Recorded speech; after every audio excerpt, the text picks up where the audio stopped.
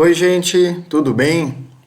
Olha só, na semana passada eu disponibilizei para vocês um vídeo dando orientações sobre o funcionamento do nosso ano letivo de forma remota.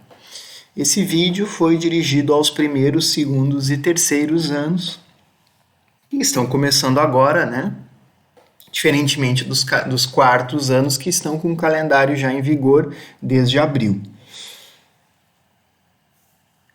Hoje eu estou fazendo um vídeo um pouco diferente para vocês. Ele está relacionado com o conteúdo de todas as turmas, obviamente, mas eu resolvi dar um passo atrás. É um pouco aquela história de dar um passo atrás para dar dois à frente. Eu estou fazendo um resgate do beabá da sociologia, algumas noções bem básicas que vocês têm que saber, mas que os terceiros, quartos anos acabam esquecendo com o passar do tempo, até os segundos esquecem muitas vezes, e mesmo os primeiros anos que veriam isso, que viram um pouco disso que eu vou falar agora no ano passado, a essa altura já esqueceram, né? Porque nós tivemos um pouco de aula, 3 semanas, se eu não me engano, no ano passado, e aí as aulas foram interrompidas por causa da pandemia. Além disso, tem alunos entrando este ano no primeiro ano, completamente verdes em relação à sociologia, tá? Então eu resolvi essa semana trazer de volta, trazer um beabá sobre o que fundamenta a sociologia, e eu vou relacionar este vídeo em todos os anos com o material de aula que eu disponibilizei na primeira semana. Eu disponibilizei um material e disse para vocês que nesta semana teríamos uma atividade no fórum. Vamos ter. Essa atividade vai ser postada na sequência. Então, veja bem, aquilo que a gente chama de sociologia no ensino médio, e isso se deve a uma organização curricular da disciplina na escola, a gente chama na universidade, de forma mais genérica, de ciências sociais, tá? Que é um conjunto de áreas do conhecimento que tem, em última análise, como objeto de estudo a sociedade humana. As ciências sociais surgem no século XIX, tá? Quem é do primeiro ano depois vai ver isso com maior detalhamento. Surgem num processo de continuidade da expansão científica que vem desde, considerando essa ciência moderna do período do Renascimento, que vem desde o século XVI, por exemplo. E essa ciência ela vai avançando, vão surgindo novas áreas do conhecimento. Em algum momento surgiram as ciências sociais. Na universidade, esse curso de ciências sociais, como a gente tem história, tem psicologia, tem física, tem química. Na universidade, o curso de ciências sociais ele é dividido em 3 grandes áreas. E eu listei elas aí para vocês, tá? Elas são muito parecidas, porque no fim das contas elas estão falando sobre um objeto igual, que são relações sociais, que é a própria sociedade humana. Mas cada uma tem as suas especificidades. Então, de forma bem genérica, tá? Eu coloco para vocês assim, que a sociologia ela é uma área que ela está mais dedicada a estudar as instituições sociais, estruturas sociais, grandes processos sociais com uma estruturação, grandes instituições como, enfim, o Estado, a escola, são processos maiores do que as relações ao nível dos indivíduos, por exemplo. Então a sociologia, ela com base assim, no conceito de sociedade como ponto de partida, ela é o estudo de instituições, estruturas, organização da sociedade. A ciência política, por sua vez, ela tem o foco na política da sociedade, tá? Então eu coloco assim, ó, organização política, instituições do Estado, estudo do poder e do governo. Aí vocês poderiam dizer, tá, mas o Estado, ele não é uma instituição e a sociologia não estuda as instituições, por isso que eu disse, essas áreas elas estão imbricadas, elas se sobrepõem. Muitas vezes elas estudam a mesma coisa. A diferença aqui é que a ciência política ela vai dar um foco, um predomínio na questão do poder político, do exercício do poder político, especialmente na forma de governo, tá? E finalmente a antropologia, ela vai pegar a sociedade desde um viés mais cultural. Então eu coloco de forma geral ali como estudos da cultura, interculturalidade, ou seja, as relações entre povos com características culturais diferentes. Sistemas simbólicos em geral, como por exemplo a linguagem, religião, família, parentesco, ou seja, bases simbólicas de estruturação das relações sociais. Em última análise, como a cultura estrutura as relações sociais. E, novamente, tem uma sobreposição aqui. Se a gente pegar o exemplo da interculturalidade e imaginar a relação colonial entre povos, como os europeus que vieram e tiveram que encontraram os povos indígenas. A gente está falando de uma diferença cultural extrema, e isso é tema da antropologia, mas nós também estamos falando de uma ótica do poder, onde existe uma relação de dominação, e nós também estamos falando de estruturas sociais, como, por exemplo, o processo de expansão do capitalismo. Tá? Por isso eu disse, essas áreas elas têm algumas diferenças de perspectiva, mas elas se confundem, elas estão interrelacionadas. E essa foto, ela traz, quase todo mundo aqui já deve saber, mas para os novatos, essa foto traz os 3 autores clássicos da sociologia: Max Weber, Karl Marx e Émile Durkheim. Eu estou falando esses nomes na ordem que eles aparecem na figura, da esquerda para a direita, que são os autores considerados pais fundadores da sociologia. Os 3 mais famosos do início e que lançaram as bases teóricas mais importantes para a sociologia no século XX. Vamos dar mais um passo atrás, tá? Para a gente entender o que é a sociologia. E aí eu trago uma fotografia da Marie Curie, a grande cientista do final do século XIX, começo do século XX, laureada com o prêmio Nobel 2 vezes, para dizer para vocês que a sociologia ela se insere em uma tradição científica, que é a tradição da modernidade, em que basicamente o conhecimento ele é garantido através do rigor. Que rigor é esse? A explicação científica sobre a realidade.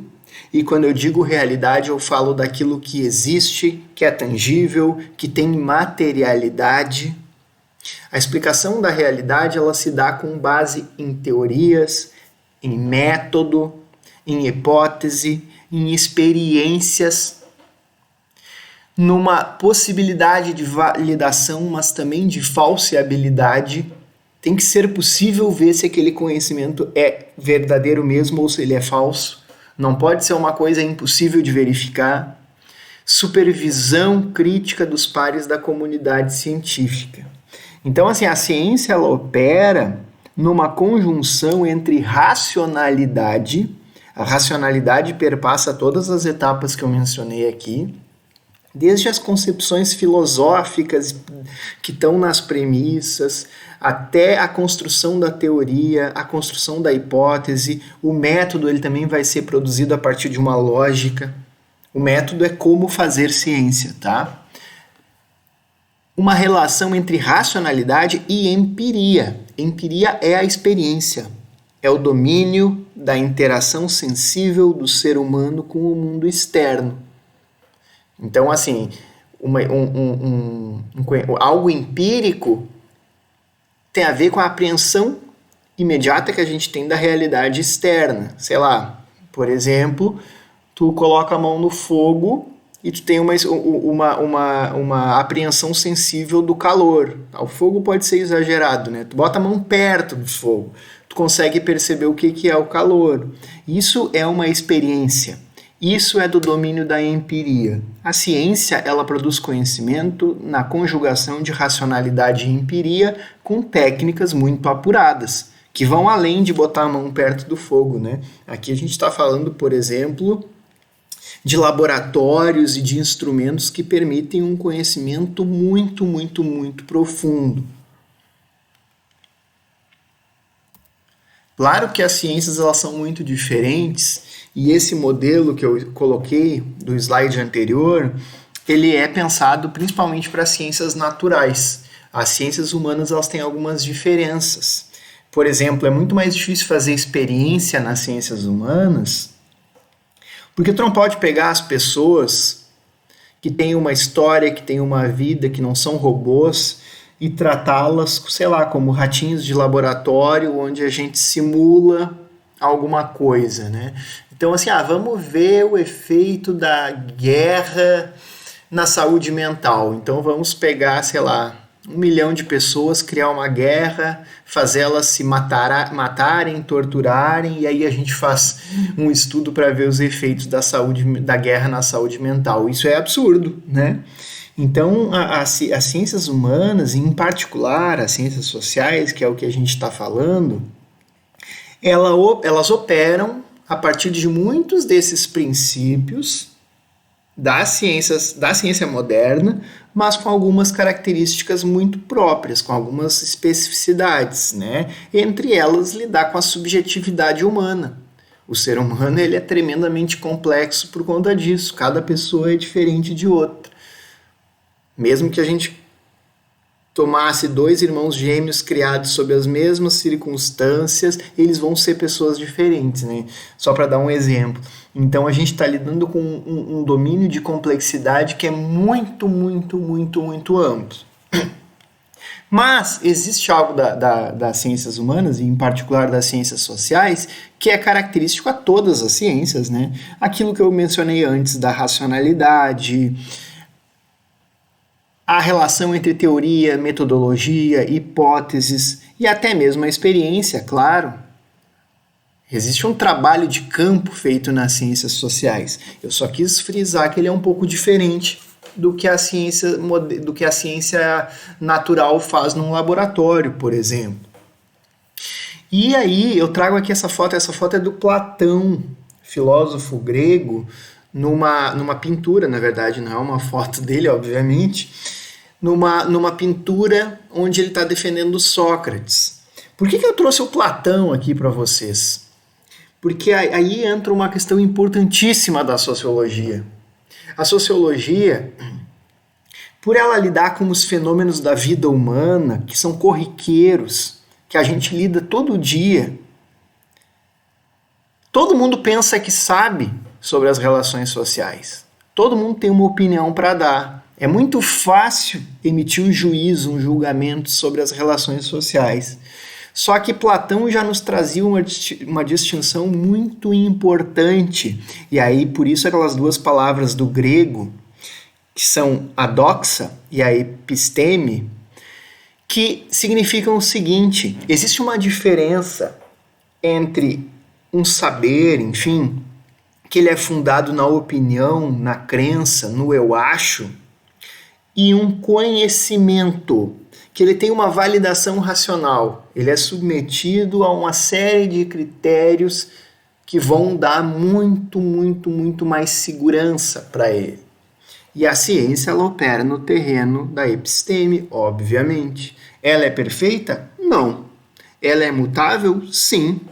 A gente sabe que em qualquer área científica, principalmente aquelas que têm experiência, que não são assim, um conhecimento mais lógico puro, áreas que têm experiência com a realidade, com objetos do mundo externo, Essas áreas da ciência elas se transformam com o tempo, mas isso não significa que elas não sejam uma forma de conhecimento superior, muito pelo contrário.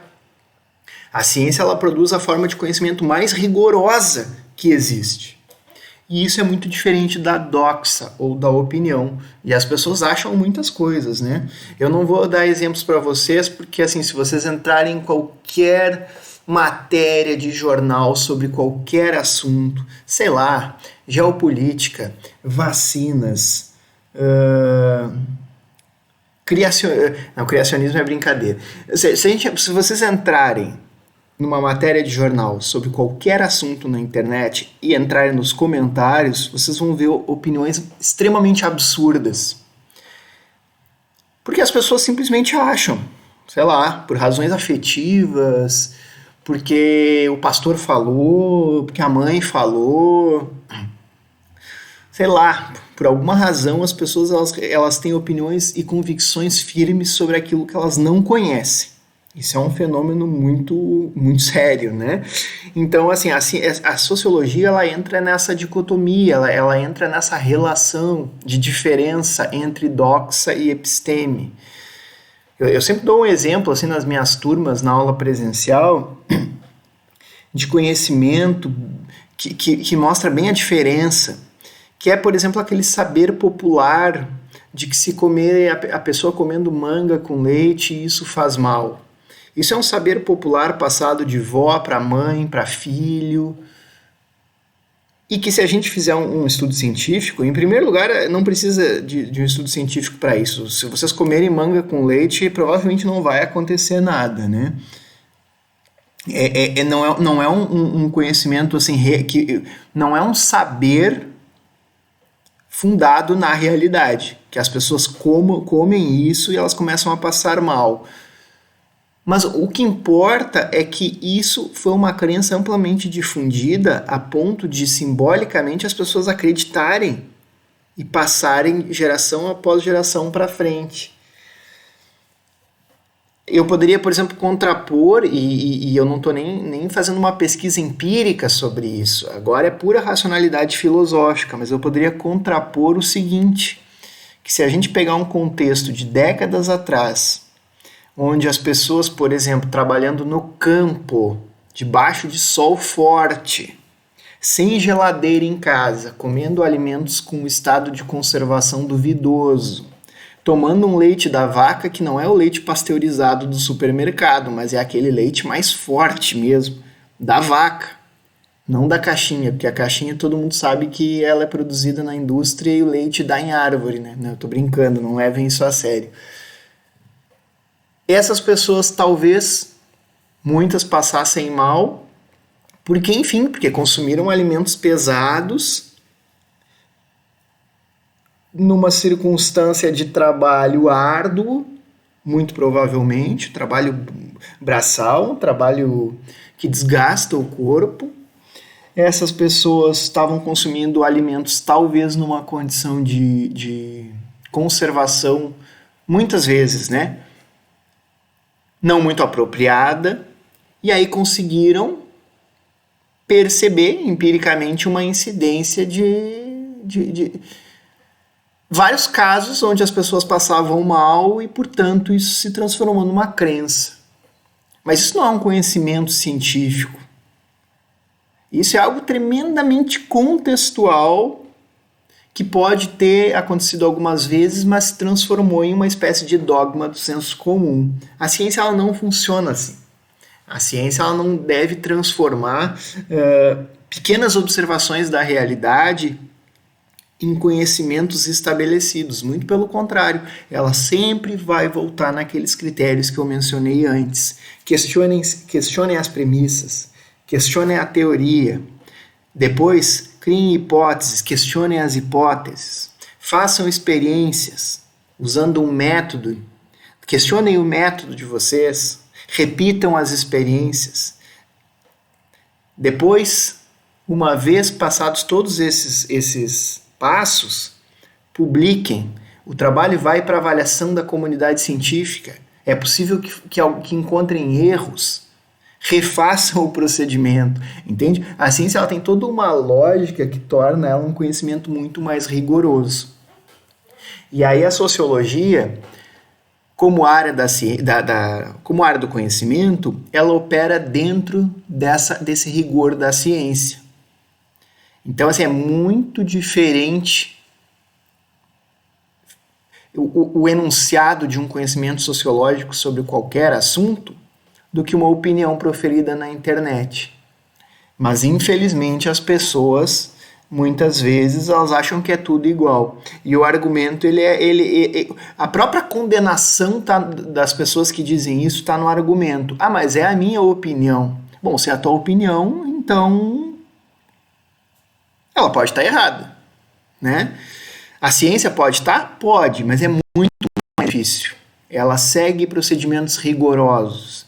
Opinião todo mundo tem, cada um pode ter a sua, não tem problema nenhum. Ela pode ser uma opinião assim muito bonita e completamente equivocada. Geralmente é, né? Então, assim, é preciso ter muito cuidado. Uma coisa é o direito de defesa à opinião. É uma questão política isso. As pessoas devem ter o direito à opinião. Um mundo de pensamento único, de livro único, de verdade única, é muito perigoso. As pessoas devem ter opinião. O que não significa que a opinião delas está correta, certo? E aí a ciência não. Como estamos falando do terreno da episteme, ela pode ter erros, ela pode ser refeita, com certeza, mas ela está num outro domínio de produção de conhecimento que é rigoroso. E aí a sociologia, como as ciências humanas em geral, elas estão nesse domínio. Claro que as ciências humanas elas são mais voláteis, elas mudam muito com o tempo, mas porque isso faz parte do seu próprio objeto. O objeto são as relações humanas. E isso tem sim uma volatilidade, tem uma historicidade. A sociedade de hoje é muito diferente de 20, 30 anos atrás, que por sua vez é muito diferente de 100 anos atrás e não dá nem para comparar com 1000, 2000 anos atrás. Então, o próprio objeto das ciências humanas, ele é tremendamente volátil, o que faz com que os seus resultados assim o sejam, certo? E estou trazendo tudo isso para vocês, assim, mais para fazer um apanhado geral sobre o que é sociologia e ciências sociais. Provavelmente muitos de vocês já saibam tudo isso que eu estou falando, e é até melhor que saibam, eu fico feliz, mas não custa relembrar. E para terminar, eu trago para vocês aqui a frase de Pierre Bourdieu, que é um grande sociólogo, foi, né, porque ele é falecido já, ano que vem se completam 20 anos da morte de Bourdieu, um sociólogo francês, que ele coloca a seguinte frase: toda ordem estabelecida tende a produzir, em graus diferentes, com diferentes meios, a naturalização de sua própria arbitrariedade. Ou seja, toda ordem estabelecida cria meios para que a gente não perceba os seus abusos, as suas violências, as suas arbitrariedades, em resumo. Ou seja, a gente naturaliza injustiças, a gente naturaliza relações assimétricas, a gente naturaliza formas de vida desagradáveis, né? Porque é conveniente para a ordem estabelecida, obviamente. O que é naturalizar? É encarar aquilo como sendo a única forma de existência. É achar que aquilo é algo da essência, é algo da natureza. Não algo que tem uma produção histórica, uma produção no próprio âmbito da sociedade. Eu trago essa frase porque eu acho ela muito importante, muito boa. Inclusive eu botei aqueles óculos ali no Bourdieu de propósito, porque eu acho assim, é uma boa forma de a gente começar as aulas de sociologia deste ano letivo,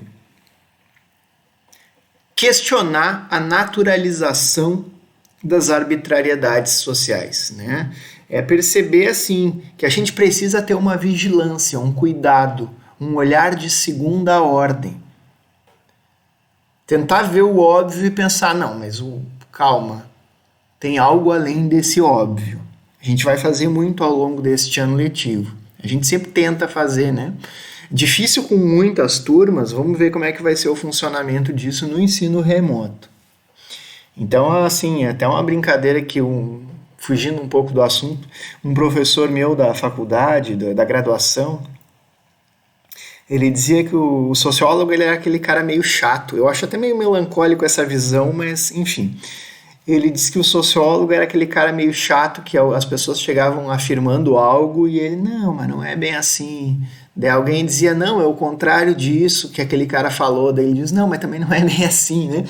Ou seja, é aquela pessoa que vai olhar para as relações humanas e para as crenças que se tem sobre a vida humana e dizer, não é bem assim. Né? Mostrar que as coisas elas têm uma complexidade muito maior do que as pessoas pensam e elas têm razões estruturais, muitas vezes invisíveis, difíceis de identificar. Então, o nosso desafio é manter a vigilância, manter a crítica e pensar. Esse é o nosso desafio nesse ano letivo. Tá? Com isso, eu encerro este vídeo. Depois dele, eu vou disponibilizar uma atividade onde eu vou provocar vocês. Com isso que eu disse no vídeo, eu vou provocar vocês a pensar sobre a aula anterior, tá? Beijo, abraço, até a próxima, gente.